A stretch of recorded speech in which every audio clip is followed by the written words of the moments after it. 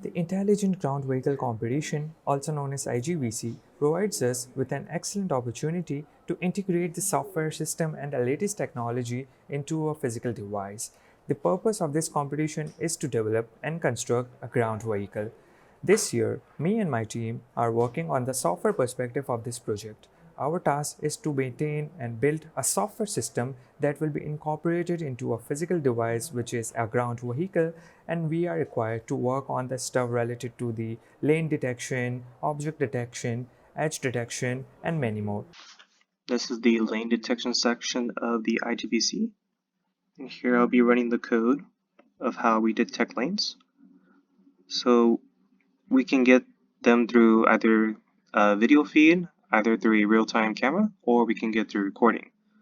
Since the whole IGVC isn't set up, we can use a recording instead. So here in the top left, we are using canny edge detection. And here we are filtering all the noise through using erosion and dilation. So we calibrate enough so the lanes will show up and all the other noise will disappear. And additionally, we apply Gaussian blur to detect the edges of the lane.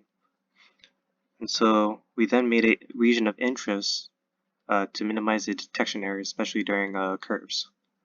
Last, we applied Huff transform, which in the top right shows the lines that will be overlaid on top of the lane, which is in the bottom section. We then will output the data as a dot matrix to the pathfinding team. The way how we apply Huff transform is by getting the slope of the edge. So when we face challenges such as curve lanes, we just get the tangent line of the curve. Another problem that we have to solve is when there's an obstacle in the middle of the course where it obstructs the lane view. So a way to counter that is to navigate around the obstacle till we find a lane, and until then, the robot will path normally when it finds that lane. For the object detection part, we used a YOLO algorithm, you only look once, training model. We trained our model on not only like predetermined data sets, but also some data sets that we labeled ourselves, because some of the objects and obstacles that are going to be present on the course are going to be highly specific to the course.